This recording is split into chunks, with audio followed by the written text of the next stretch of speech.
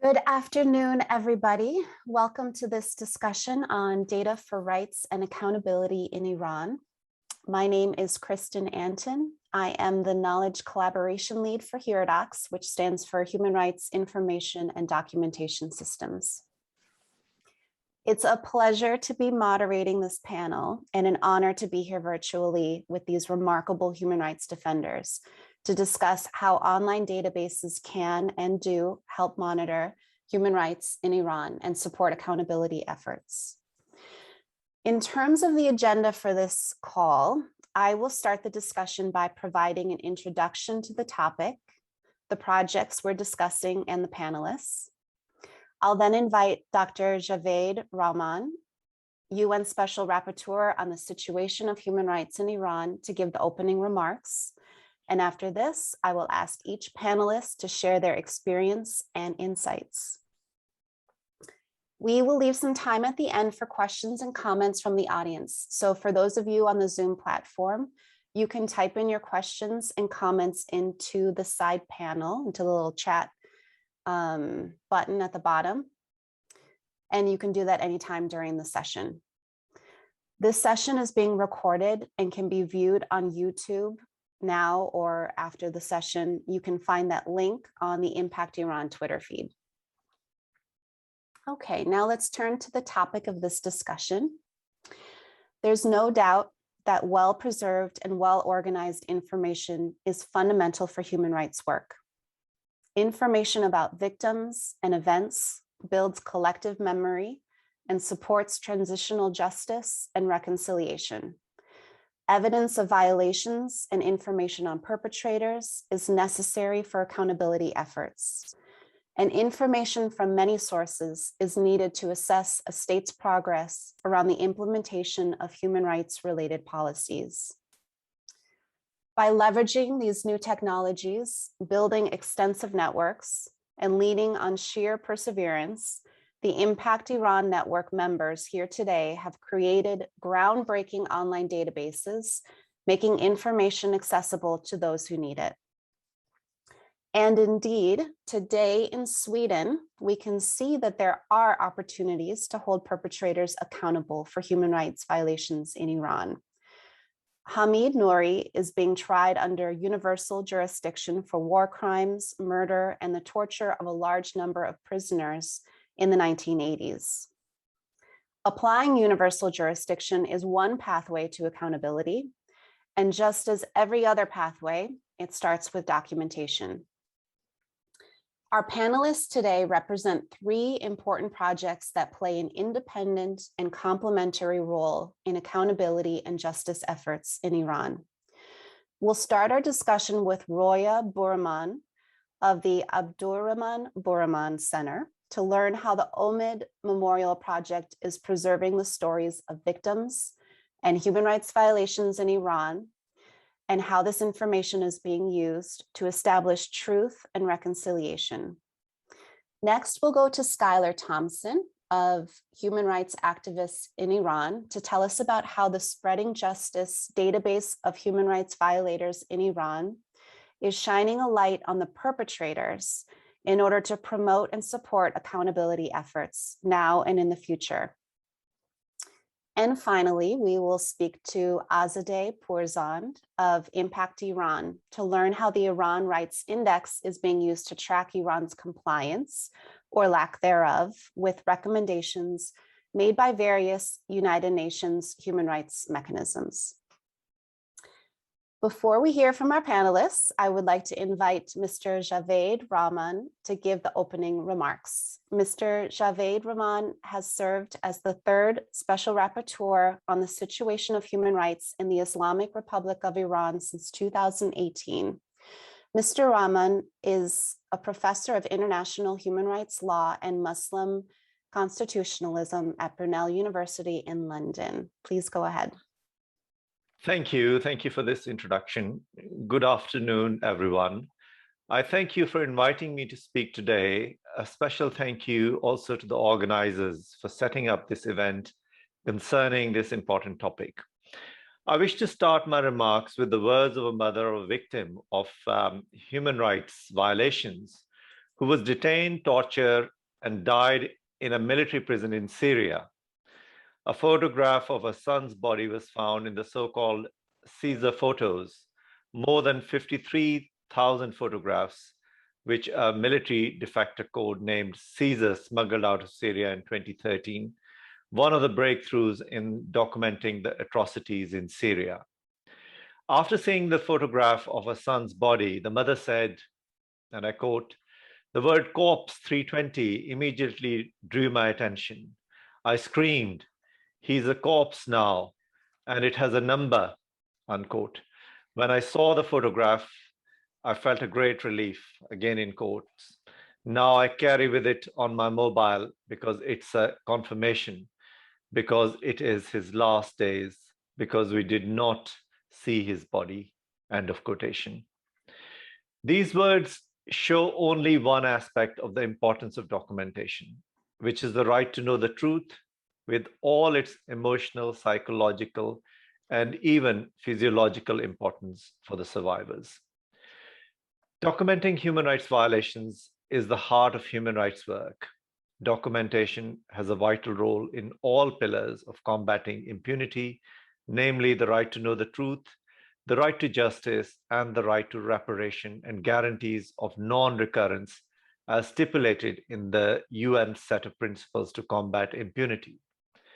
All my years taken to achieve truth, justice, and reparation are reinforced by data collected. The dissemination of victims' testimony also helps sensitizing the public to violations and creates a new culture of respecting human rights.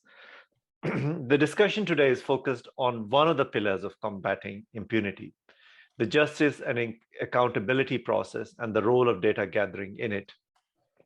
With the deficiencies of the national and international orders and obstacles to prompt response to atrocities and human rights violations, the timely use of data for pursuing accountability is still a dream. However, over the decades and in the last decades, we have seen impressive examples of civil society endeavors in creating space for accountability where there has been no political will for it. When the political and legal structures for accountability actions were closed, civil society actors remained at forefront of documentation work and pursued creative solutions to open up space for bringing human rights violators to justice. Their documentation efforts have built new points of leverage for states through international partners and networks. Throughout this long path for accountability, the standardization of documentation and sound methodology have been crucial to the credibility of data gathering by civil society. Civil society actors have endeavored to standardize and include the important principles of do no harm, confidentiality, informed consent, and impartiality in the process of documentation.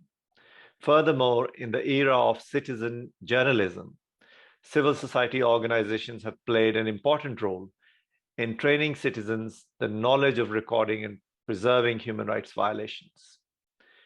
The pivotal role of civil society organizations in data gathering is most significant in situations like Iran, which either lack independent investigation institutions or lack the will to use them. The documentation efforts in the context of Iran have always been challenging due to the lack of transparency and the ongoing protection concerns and the risk of reprisals.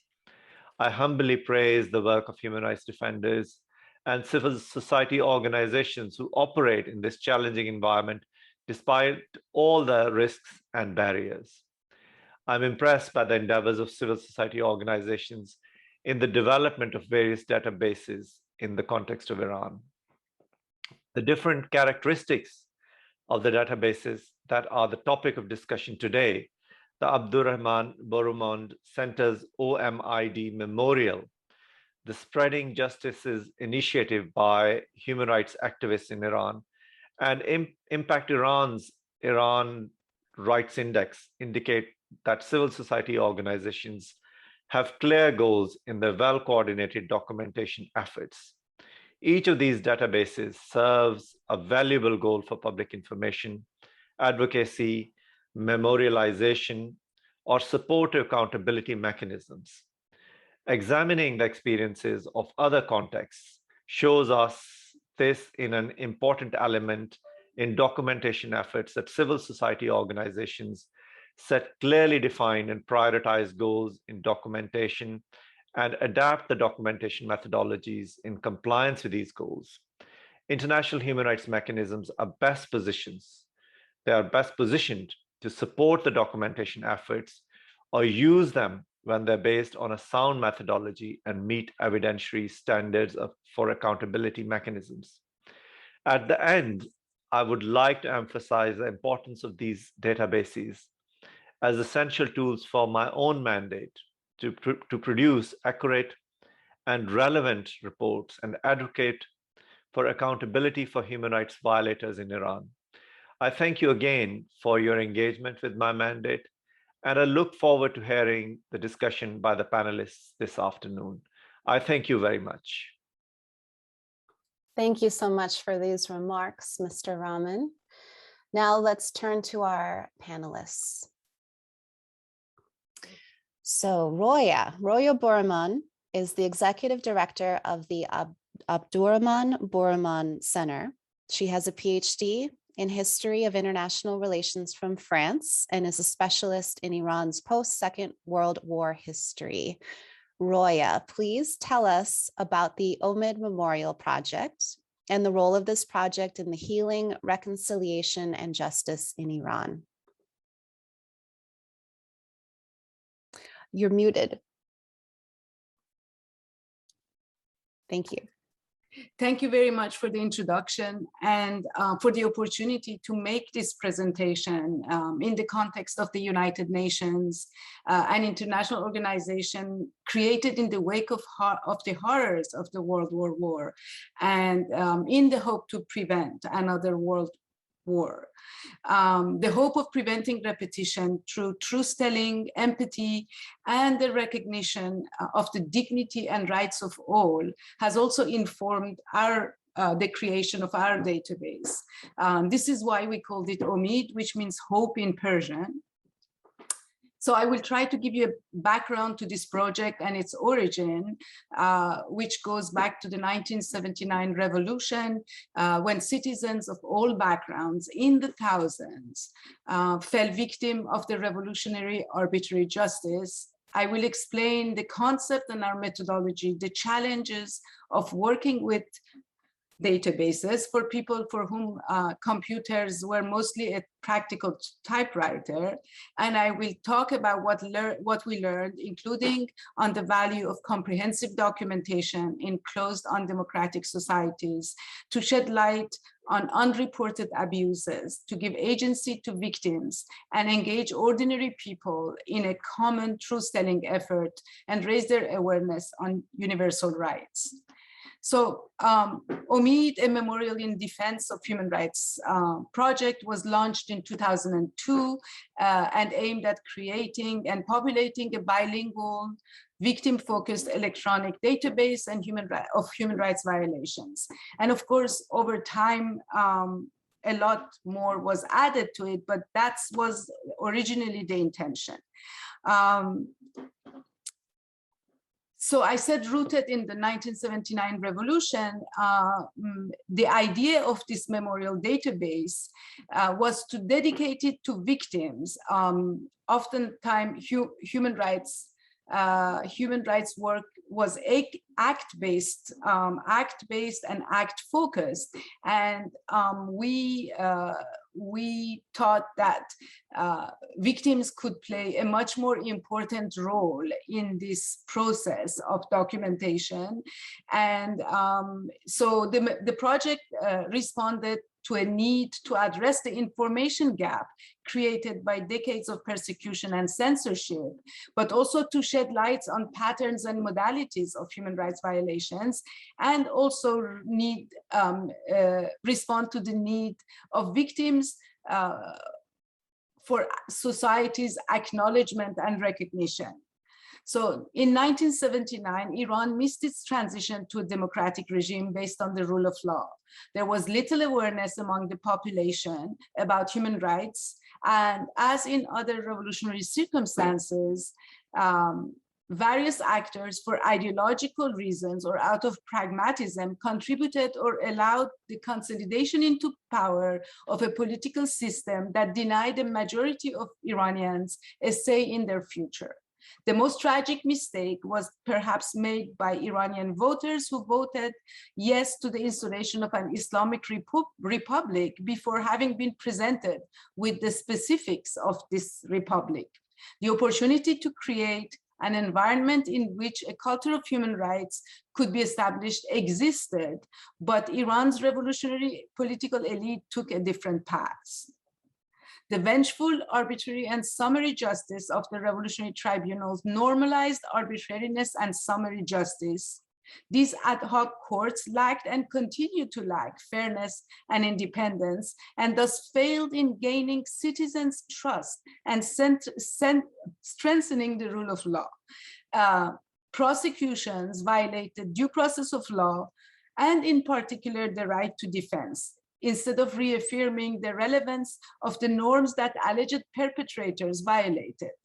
Thus, many officials and members of the former regime's security forces and others affiliated in one way or another were summarily executed, innocent or guilty.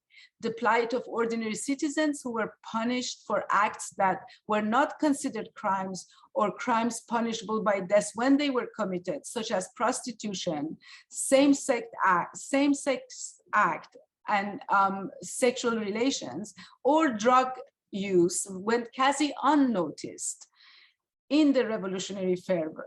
So the opportunity for truth-telling was missed. Truth-telling was not seen as a necessity in the transition era, but more as a political tool to eliminate competition or potential threats. Perpetrators and alleged perpetrators stood trial as guilty rather than accused, without being given a chance to explain the truth about what they had done. And as decades went by, the ruling elite narrative on Iran's pre- and post-revolution history established itself, and Iranians, born for the most part after the revolution, had little or no access to alternative narratives. The failed transition in Iran and other countries made clear to us that depending on circumstances and actors involved, the transition era may or may not provide us with the opportunity of truth-telling, reflecting on the past, and debating our future political options. We needed to be prepared, and it was never too early to start. Documenting human rights abuses and raising awareness on human rights and trigger reflection on the past and the future was urgent. Of course, the assassination of my father in France in April 1991 turned the need for truth and justice into a more personal reality.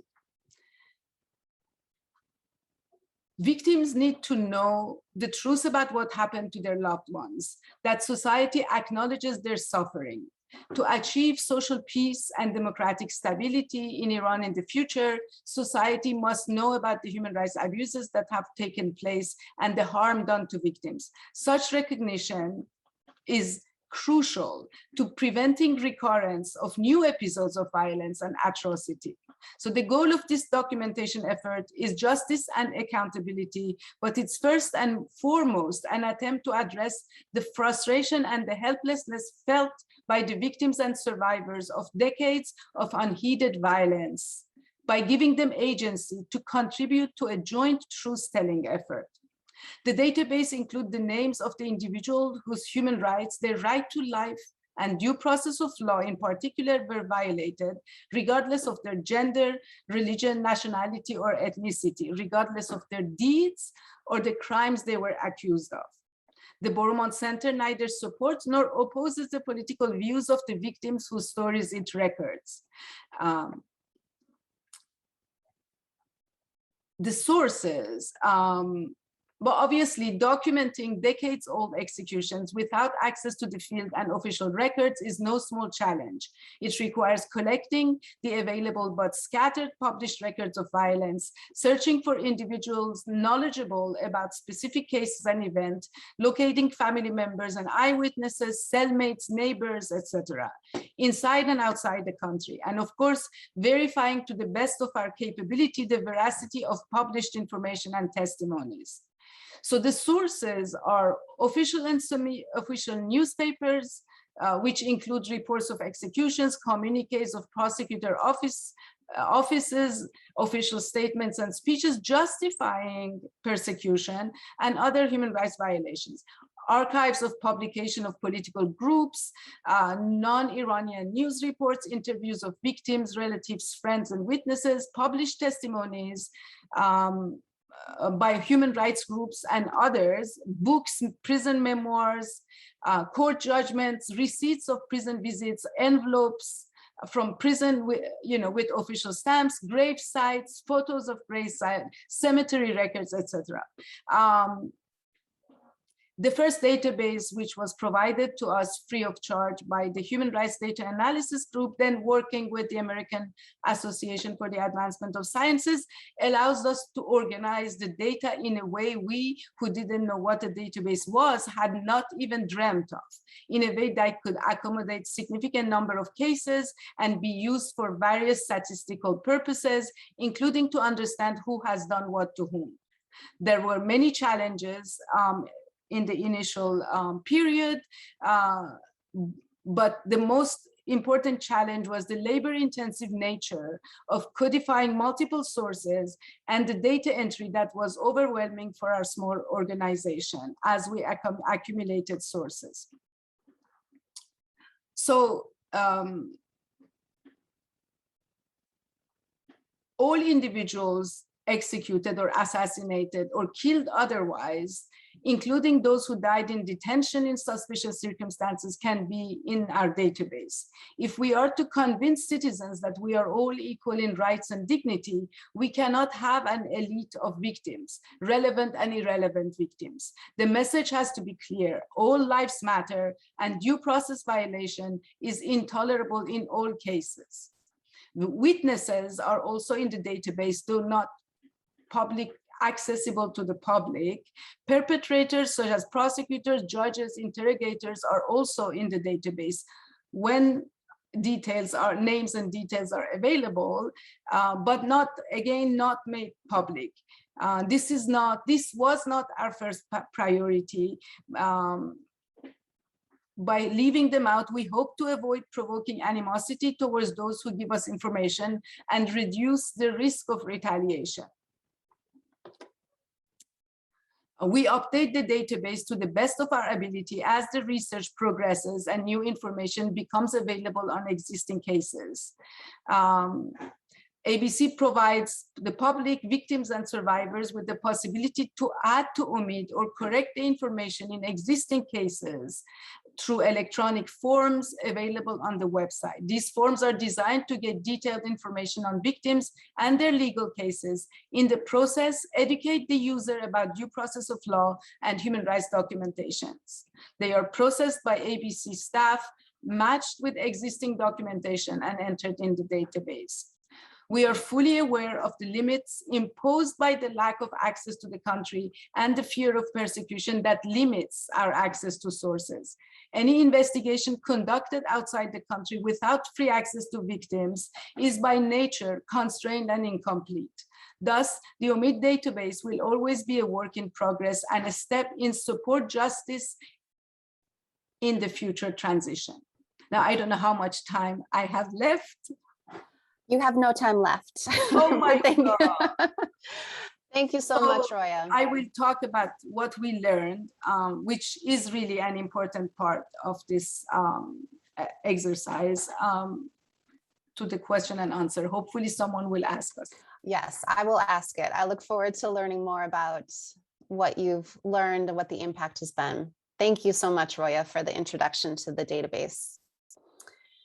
So let's move to Skylar. Skylar Thompson is a senior advocacy coordinator at Human Rights Activists in Iran, or HRA. In this capacity, she's working towards justice and accountability through monitoring, documenting, and spotlighting Iranian human rights abusers. Skylar, please tell us about the database of human rights violators in Iran and this project's role in accountability efforts. Thank you so much, Kristin, and thank you to the other panelists. It's really an honor to speak alongside all of you this morning. So I'm going to hit on 3 main points in the next few minutes, and then, like Roya, hopefully we can dive into a more detailed discussion in the Q&A. First, I'll give a little bit of an overview of HRA and the Spreading Justice database itself, what it is, how it works, why it was created. I'll provide a brief overview of the documentation efforts involved, and then I'll speak to how we envision the database being used towards justice and accountability efforts now and in the future. So for those of you that are not aware, HRA is an Iranian human rights organization that was founded in 2005 inside of the country. We've since relocated to be based in Washington, D.C. However, we maintain a large network of volunteers inside of the country and colleagues scattered around the world. For over 15 years, through our news agency, Harana, who most of you may be familiar with, HRA has monitored, documented, and published reports on the seemingly endless violations occurring in the Islamic Republic. After years of continuous reporting and seeing little to no accountability, a few years ago, we began to look at ways in which our activities could shine a light on those responsible and seek to contribute to existing efforts to shrink the ever-increasing accountability gap in the Islamic Republic of Iran. It is through this desire that Spreading Justice was born. As Kristin mentioned, Spreading Justice is a database of Iranian human rights violators, both individual and institutional violators. The database includes individuals such as judges, prison heads, IRGC generals, members of parliament, police chiefs, and other relevant state and non-state actors.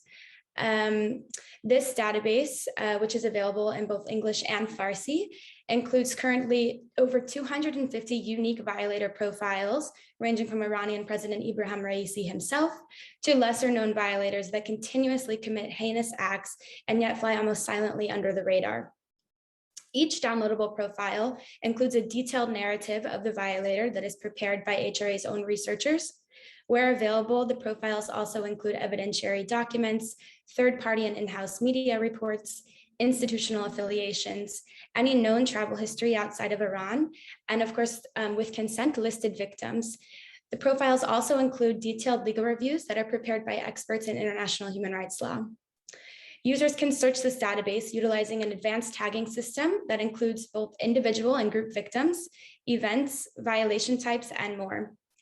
For example, to demonstrate the tagging system, if an individual was conducting research on the recent Khuzestan protest, they could search and then they would get returned all of the violators that are associated with this event. Further, if an individual was doing research on a particular victim's case, they could, for example, search Nazrin Sotoudeh and find all associated violators with her case. All of this information is available as open source material. However, there is additional, more confidential information available upon request, such as details that shouldn't, be openly available to the public. I should note that this database is a living and breathing tool. Existing profiles are updated frequently, and new profiles are always being added. The Spreading Justice project, however, is more than just a database. There is a website where the database is housed, which is www.spreadingjustice.org. This website allows for anonymous information to be submitted in a secure fashion that is fact-checked by our researchers before being added to the database. There's also a statistics component. And there's a research center that includes resources like English language overviews of the structure of the IRGC and the Iranian court systems. These English language resources are limited, and their existence really can help to understand who to look to when it comes to accountability and why. Additionally, users can find detailed reports, such as a recent publication on the extraterritorial assassination of Mousa Babakani, which was investigated by the Spreading Justice research team, who profiled Sarmad Nazarfad as the individual responsible and likely commissioned by the IRGC. Many ask how this information is collected. HRA collects information from open source research. However, as mentioned before, we also have a wide network of volunteers inside of the country. Our volunteers receive trainings aimed at strengthening organizational documentation capacity. These trainings include digital security, diversity and inclusion, neutrality, informed consent, trauma-informed interview techniques, and more. The information that is collected through this network is extremely important to our work. It also gives us unparalleled access to victims and witnesses, which is a key component in comprehensive documentation efforts, like was mentioned before. This access illustrates the need for governments to work alongside actors with the ability to hold perpetrators accountable. The motivation behind the development of Spreading Justice was the belief that if we can begin to close the accountability gap in Iran, we'll begin to see a disruption in the continuous cycle of abuse. The truth is that the international community has a number of tools available to hold perpetrators of serious human rights violations accountable, particularly when domestic judicial remedies are unavailable, such as in the case of Iran. The use of these tools is lacking. There are several potential reasons for this, but important to this is information. This is where the strength of civil society documentation can become key. Spreading Justice was created so that those that are able are enabled to speak up, to condemn, to utilize available tools to take concrete action against known perpetrators. Accurate and reliable documentation is immensely important to stand up to impunity. And we really hope that Spreading Justice and the work that we continue to do in this database and project will contribute to ending the widespread impunity in the Islamic Republic. I will end there, and then I'm happy to answer any questions in the Q&A. Thank you. Thank you so much, Skylar. Okay, let's move on to our next and final panelist, Azadeh Pourzand. She is the Human Rights Advocacy Officer at Impact Iran. Azadeh's research and writing focuses on human rights in Iran, with an emphasis on freedom of expression, rule of law, ethnic rights, and women's rights. Azadeh, please tell us about the Iran Rights Index and how it's being used to strengthen advocacy efforts. Thank you very much, Kristin, for that introduction. I'm actually thrilled to share today with the panel and the audiences that at Impact Iran, we are today officially and publicly launching the Iran Rights Database. So thank you very much for having joined us to celebrate this important milestone for our team and for our coalition members. Iran Rights Index is essentially a flexible web platform that catalogs and assesses compliance, Iran's compliance with recommendations made by various UN human rights expert mechanisms to the Islamic Republic. As Skylar just mentioned, the challenge of closing the gap in order to ensure accountability is also very important for us. It's whether the adoption of a new law or a moratorium on a harmful practice, ability to regularly monitor and evaluate the real world impact of steps taken by the government to address human rights concerns is essentially key to ensuring accountability. Now, Iran has received hundreds of recommendations from various UN human rights mechanisms over the past 3 decades, and it continues to receive at least a dozen of recommendations every year. To this day, though, there has been no centralized catalog of the hundreds of recommendations it's received by UN human rights mechanisms, including special rapporteur and treaty bodies. And most importantly, there has been no evidence-based mechanism for systematically following up on Iran's progress in implementing these recommendations. Generally speaking, follow-up has been a relative weakness of most human rights bodies, while a lot of time and resources are spent on carefully drafting and producing recommendations, little time and resources are put in the assessment and the evaluation of state efforts to implement these recommendations, let alone following up with the Islamic Republic on these efforts. This is why we made it our mission a couple of years ago at Impact Iran, which is, as you may know, a coalition of 15 human rights organizations working on the situation of human rights in Iran. we made it our mission to create a comprehensive database, a rather ambitious one, in doing our job to tackling this problem of lack of monitoring resources and evidence-based evaluation of the recommendations that Iran has received. The Iran Human Rights Index, or IREX, aims to, as I said, close up the follow-up gap by providing consistent, thorough, and up-to-date legal and factual analysis of Iran's compliance with the full scope of recommendations it's received from UN mechanisms. At launch today, the index assesses the implementation of 407 recommendations made by 3 UN treaty bodies that have reviewed Iran in the past decade, and 6 UN special procedures from 2006 until 2020. This includes the work of the Special Rapporteur on Iran and the reporting of Dr. Rehman as well. It is the most comprehensive catalog of UN expert bodies' recommendations, and the only one including a systematic assessment of Iran's efforts to implement these recommendations.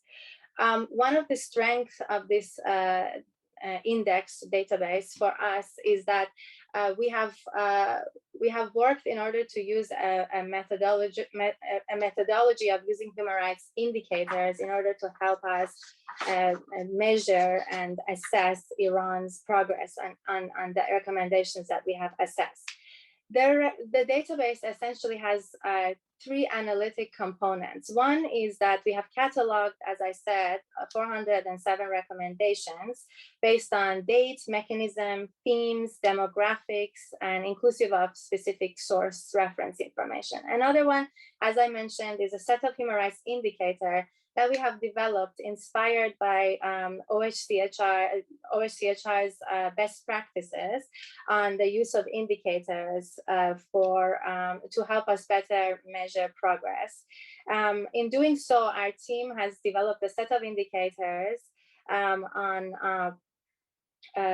International Covenant on Civil and Political Rights, International Covenant on Economic, Social, and Cultural Rights, the Convention of the Rights of the Child, International Convention on the Elimination of all forms of racial discrimination, and the Convention of the Rights of the Persons with Disabilities. In developing these indicators, like I said, we have used the UN OHCHR's best practices guide, but also we have paid a particular attention to the context of Iran, and without compromising on the quality of the indicators and the rigor of them, we have also paid attention to the feasibility of the kind of data that we can gather. This comprehensive assessment of the recommendation is essentially the third component, which what we have done in these assessments by use of the indicators, as I mentioned, we have tried to offer a more comprehensive assessment of each recommendation, if you will, going beyond just the structural or legal amendments, and also looking closely at the structural, at the procedural and outcome level impact of Iran's progress on each recommendation.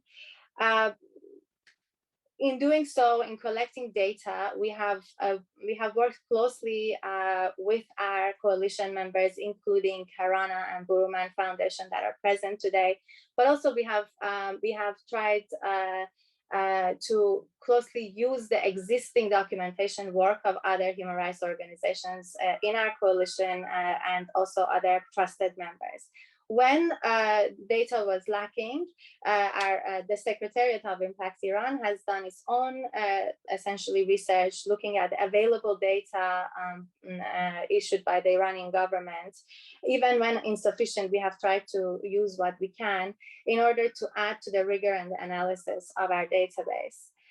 In that sense, the methodology is holistic, and it doesn't, like I said, it doesn't stop at Iran just amending, let's say, a bill into a law or introducing a bill to the parliament, and it goes beyond that in making sure that essentially there is impact for all in terms of the enjoyment of that particular step taken.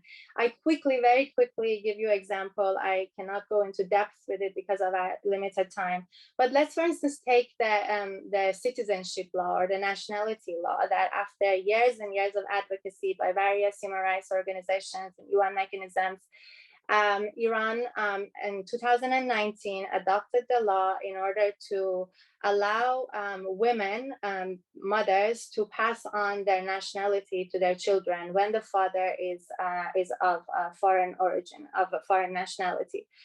This was a huge success for the human rights community after years of working on it, and Iran received much I would say, praise from the international community for this.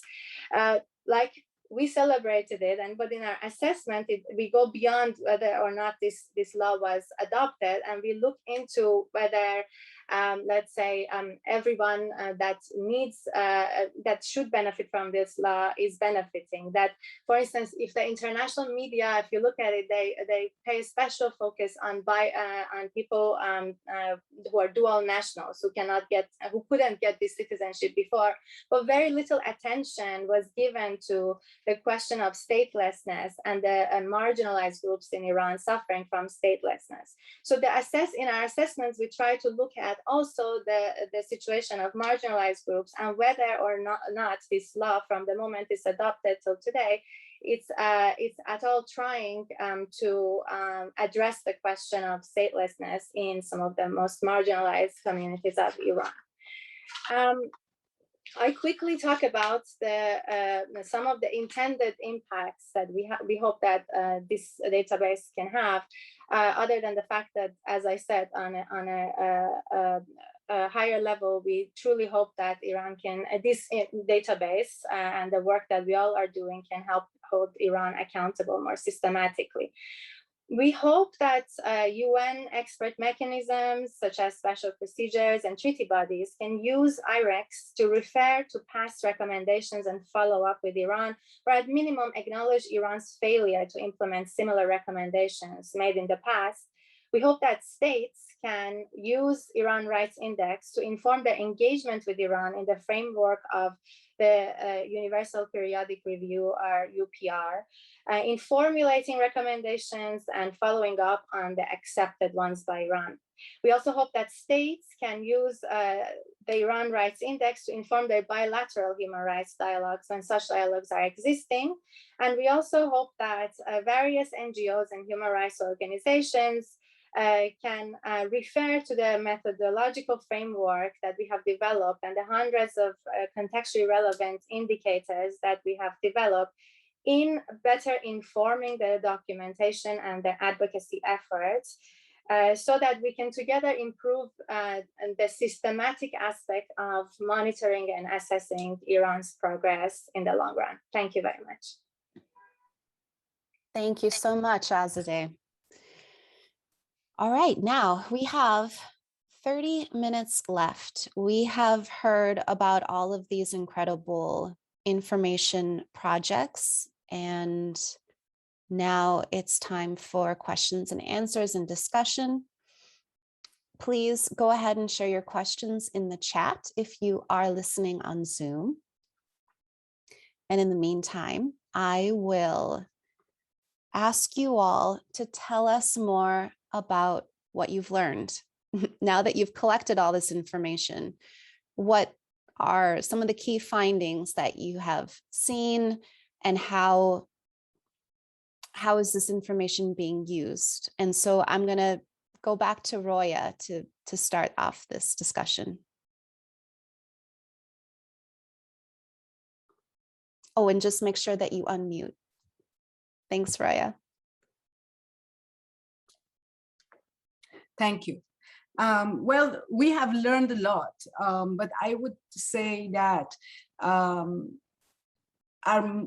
most interesting finding was that we we know very little. The more we know, the more we realize how little we know about the scope of the tragedy that has befallen Iran, and the number of ordinary people who have been affected by, who have been abused and have lost their lives as a result. We also learned, we were very worried in the beginning. Iran is highly polarized, we have very politicized and polarized, and we were worried about how our background, our own political background will affect our ability to collect documents.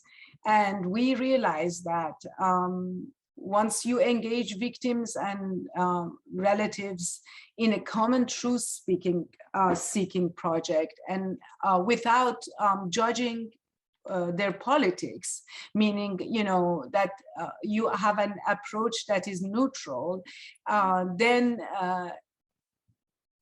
they collaborate, because you give them agency and you allow their healing process to start. This is not healing per se, as a transitional justice process can provide, but for many of them, accountability of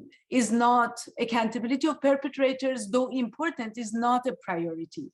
The fact that society acknowledges the harm, and in the international community and acknowledges the harm, which is why our website is bilingual and has an English translation of everything that we document, is because that matters to them, and that they go on a regular basis on the website, on OMID pages, which you can search with a search engine based on names, other biographical elements, charges, or even the mode of killing. And they repeatedly go on these pages, even though they have read them 25 times, and they repeatedly share them on anniversaries, on different occasions. So that, is something we can do from a distance. And the impact on people talking together, acknowledging each other's harm, and in some way reduces the hostility, that political hostility that there exists between victims. And I think, in the future will be a positive step in a national reconciliation effort.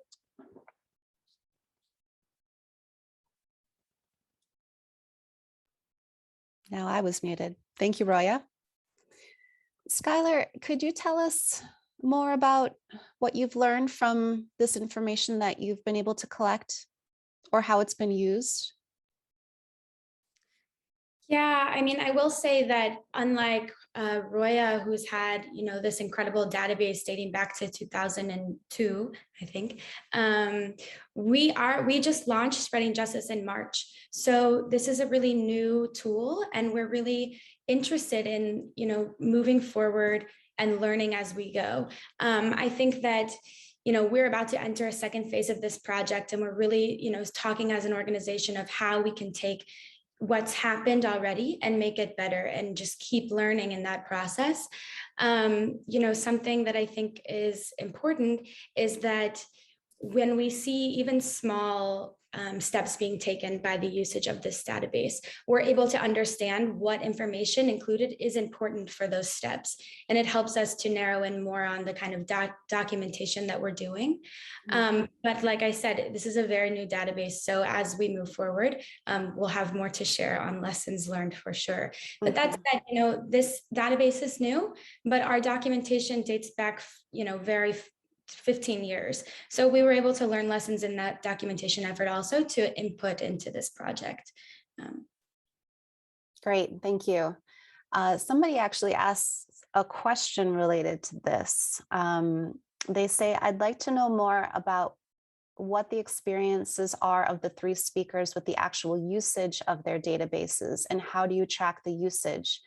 So I wonder, Skylar, maybe just to go back to you for another minute, Do you have any examples of what those small steps are, like indications that the database is being used and how? Yes, absolutely. I think, there are a variety of ways the database is used, and it was created in that way. We want the database to be able to be used by researchers, by governments, by intergovernmental organizations and activists.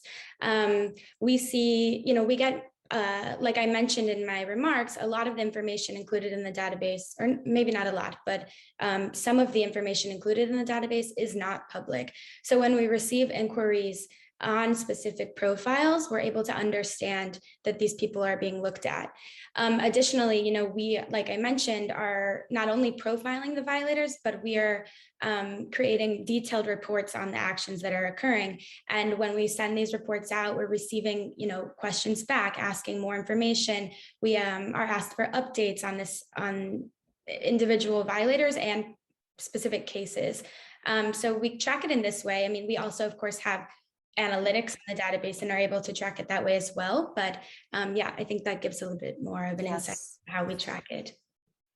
Thank you. That's really interesting, and maybe important just to note that it's hard to measure success with these kinds of information projects because it's hard to just use the basic kind of indicators of how many people are looking at your website, because we know that this information is absolutely essential. And we also know that it might not be put to use in the way that we have envisioned for like another 10, 20 years.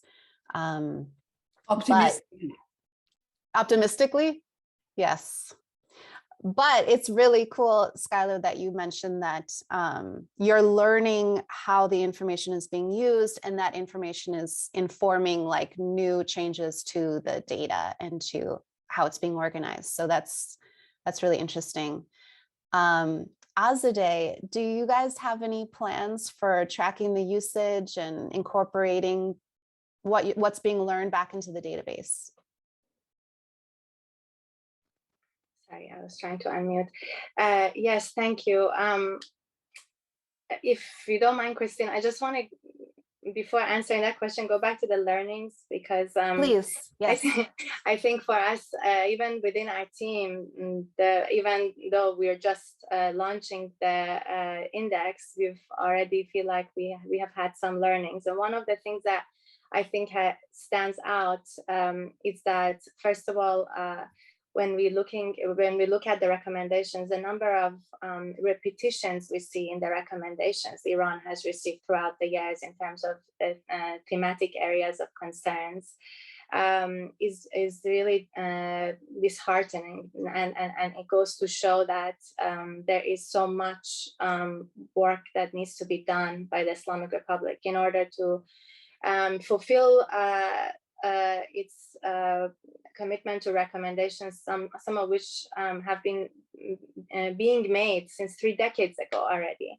So that's also one reason why we think it's important to sort of have a historical understanding of these recommendations. Another important learning, I would say, is that the development of the indicators based on OHCHR's guidelines and then contextually further refined has already, I would say, helped add rigor to even our team or coalition discussions. Whenever there is a development in Iran, we ask ourselves now more systematic questions about what it means and what it should mean in order to for that development to truly meet its human rights commitments to everyone inside the country and not only to some.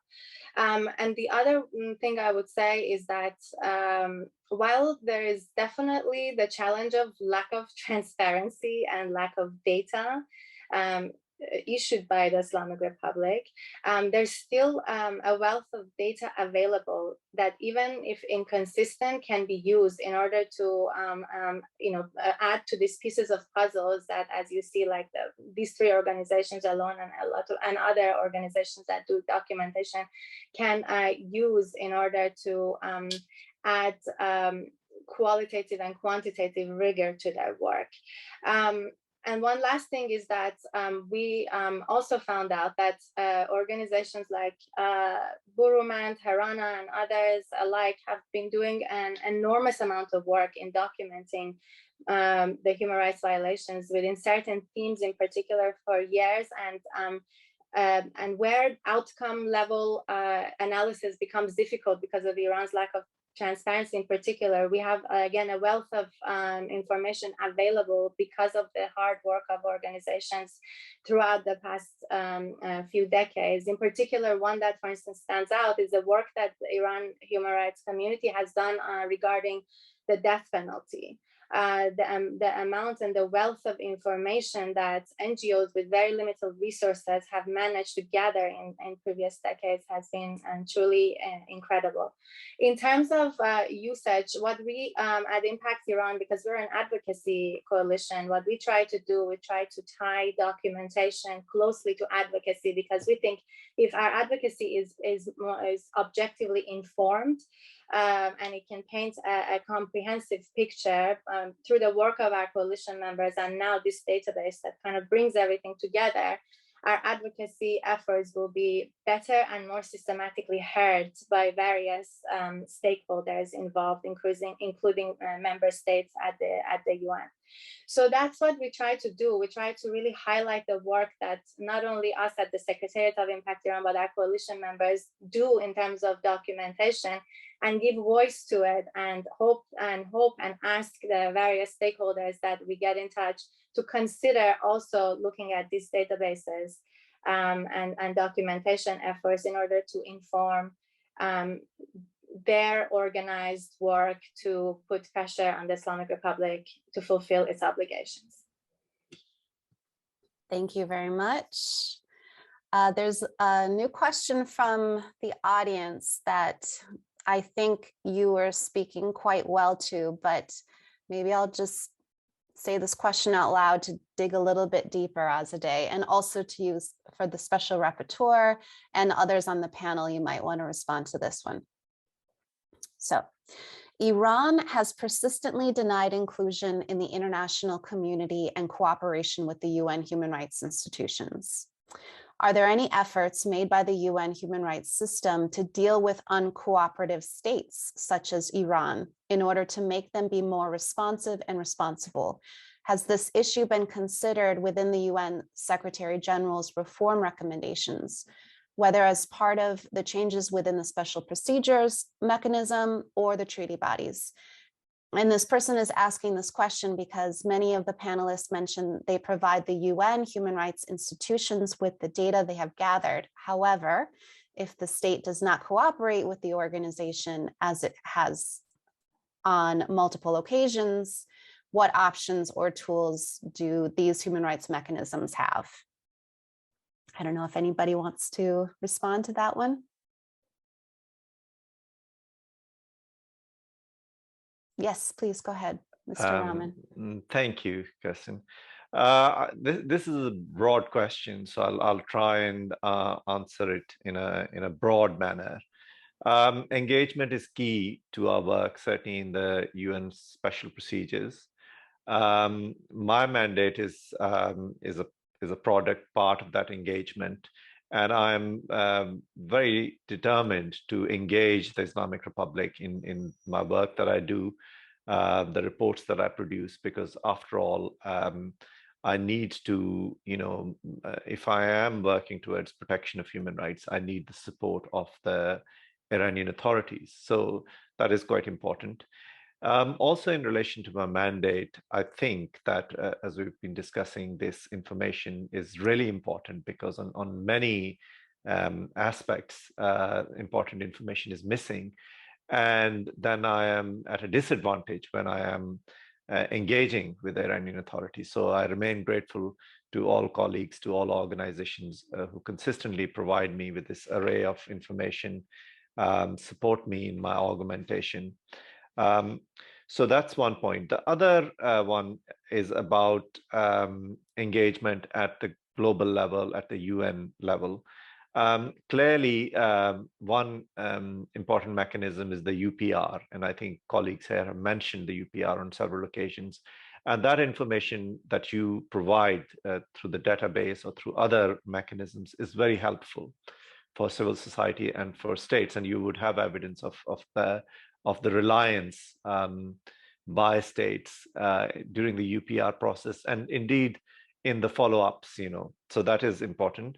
Iran engages in the UPR, and I think we need to evaluate that engagement, and we need to consistently work towards how we take forward this engagement to the next UPR. And my final point is about other forms of engagement. Iran has ratified a number of treaties, and I think that the references were made to it. Although there has been limited responses in terms of reporting and other, other forms of responses, but nevertheless, the Islamic Republic is under an obligation to respond to these, to the reporting mechanisms, and sometimes they are, delayed, but nevertheless, there is this obligation. And what I would say is that there is a whole host of obligations, sometimes not very evident, but I mean, there are, in addition to civil and political rights, there are many overlapping and interrelated obligations, for example, on environmental issues, on economic, social, and cultural rights issues. For example, the more recent crisis of water has many layered needs, civil and political rights, but also economic, social, and cultural rights, the environmental aspects of it. So I think there are many avenues where engagement is consistent. And in addition to the ones that I've mentioned, the international community regularly invokes any state, including the Islamic Republic, to respond to whatever actions it has taken in order to ensure compliance with international obligations. Thank you. Thank you very much. Does anybody else want to respond? Yeah, go ahead, Roya. Maybe I would like to add a few points. I think that there is often some skepticism about the UN work or the use of documenting past abuses and providing data on human rights violations or violators. But we've been there. We are probably older than many other organizations, and we've been observers and actors since the time of the revolution. And I can say that with all the shortcomings, lack of budget, and diplomatic methods of the UN, the data we collect has been useful to them, and their work has been useful because in 1979, no one had a lawyer and no one had the right to appeal before being executed. And over time, some of these laws have changed, some of the practices, and there is still a lot to be desired, leaves a lot to be desired, but we have, let me give you an example. The focus on documentation, the active activities and liveliness of the human rights community, diversity of the human rights community, and the international community focus do affect the practices. In 1981, a protest was followed by 100 executions in a week across the country. Now we have, after the 2019, 2 executions, and even those executions were, even though they were for the protests, they were blamed on, they used murder as charge because, they know that they cannot justify executing protesters just because they protested. So it does work. It's challenging, verifying accuracy. But if the countries like Iran or other closed countries, they fight not to have a special mandate. They fight, and they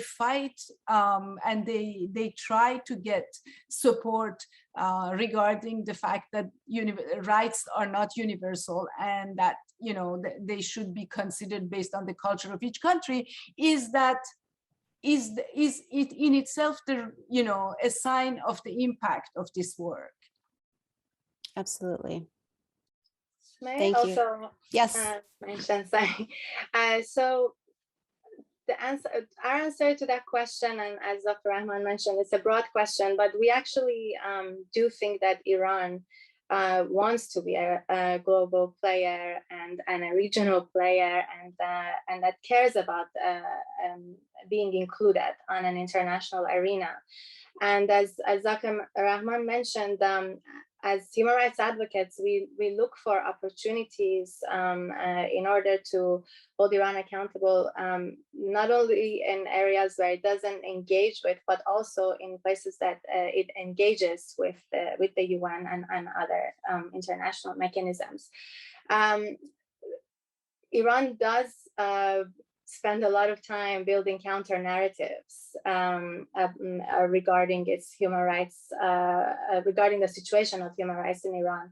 And one problem that we in particular identify is that when we fail in holding the Islamic Republic accountable in a systematic manner, we essentially are allowing the Islamic Republic to pick and choose some of its obligations over others, and therefore what the government does not want to address or talk about goes essentially undermined. And in our work, that's what essentially our index is trying to do, is to provide a narrative that counters Iran's counter narrative in terms of meeting all its international obligations, and it tries to go beyond the surface. Go beyond the surface whenever Iran claims fulfillment of obligation, to really assess whether that obligation is being met, but also to shed light on the areas and thematic areas and particularly at-risk populations like minority groups, like ethnic minority groups, religious minority groups, women, where Iran essentially shies away within the international arena in talking about its obligation, and try to highlight some other aspects of the work where it's easier for it to mention and to take credit for. Thank you. Skylar, go ahead. Yes, thank you. I might say also, just to add, circling back to the documentation part of the discussion, I think that engagement is certainly important, but these mechanisms like Dr. Rehman's mandate also serve as a collective point for all of our documentation efforts. I mean, many of our documentation efforts are cited in these reports, and historically they serve as a great, and I think that's proven by what we see in the Iran Rights Index. Historically, these sorts of mechanisms serve as a really good source of centralized documentation. Yeah, thank you. That's a great point. And this has been a really interesting discussion about the role of these collections of information in holding the state accountable, or attempting to hold the state accountable, and the pathways we have to that within the UN system. But I also just wanted to bring up briefly the other pathways and what we're seeing right now in Sweden with like individual accountability for human rights abuses, and what these databases can do to support those types of efforts and maybe other efforts.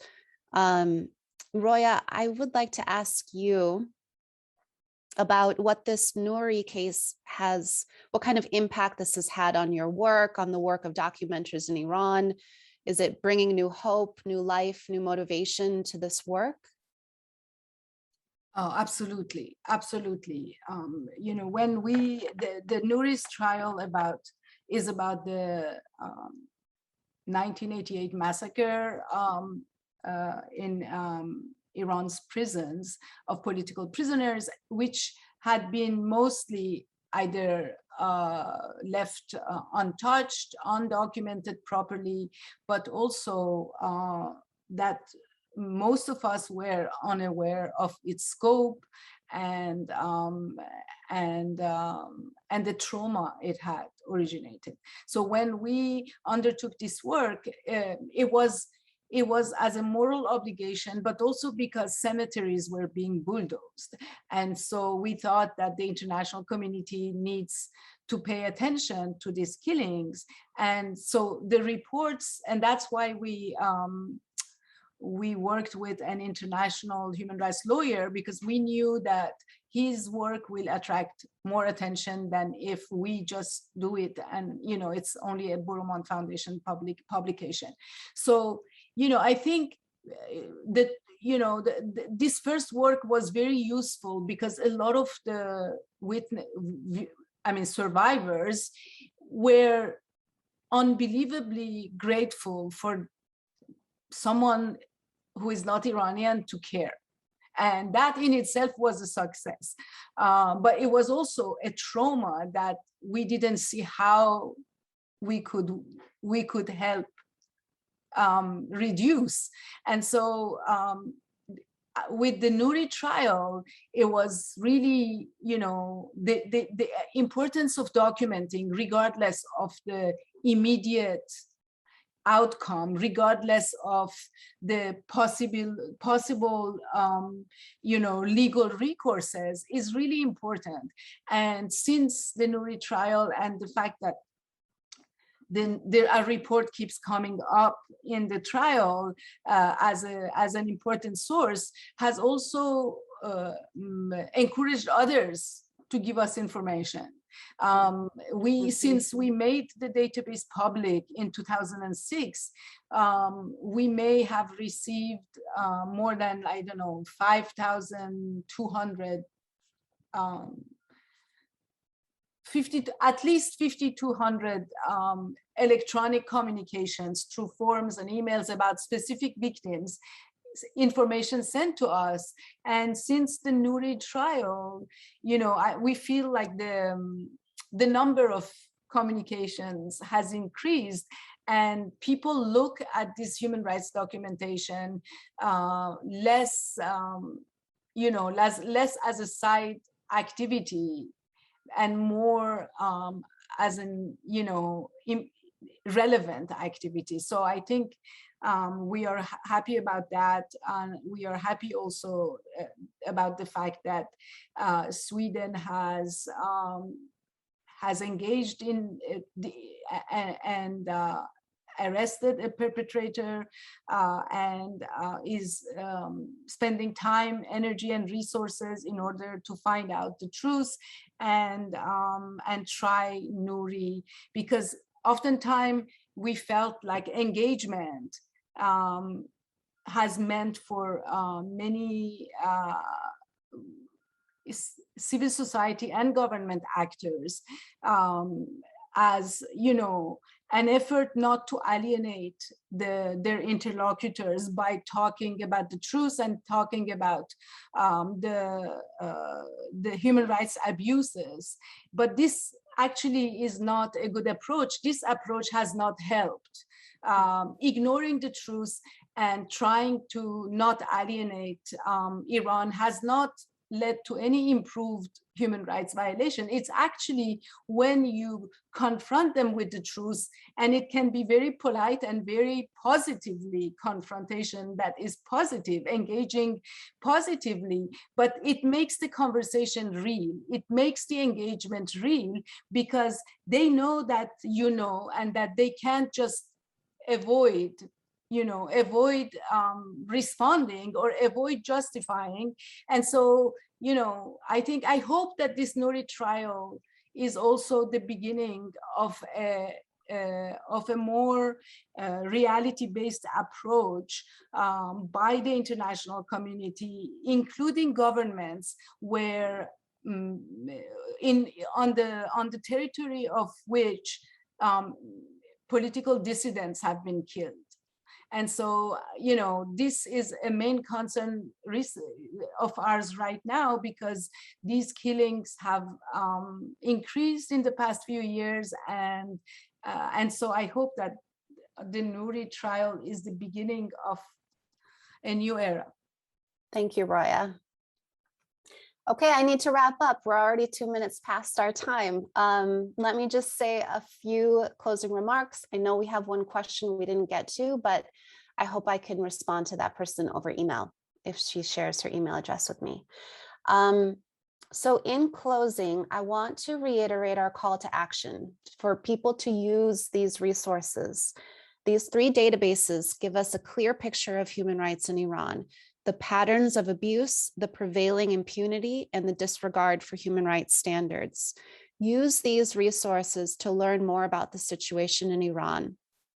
Use this information in your advocacy to promote and protect human rights in Iran. Use this evidence to follow up on UPR recommendations and bilateral agreements. Support the documenters who are gathering this information, often at great risk to themselves and their families.